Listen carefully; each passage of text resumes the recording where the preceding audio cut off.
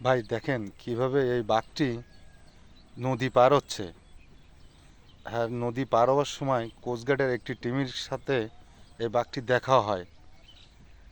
কোস্টগার্ডের team বাঘটিকে তাড়া দিলে সে খুব স্পিডে দৌড়িয়ে কুল কিনারায় ওঠে। দেখুন ভাই, বাঘটি অনেক ছোট, তবে খুবই শক্তিশালী। এই বাঘটি আহ, বিশাল বড় একটি নদী পার হয়ে যাচ্ছিল।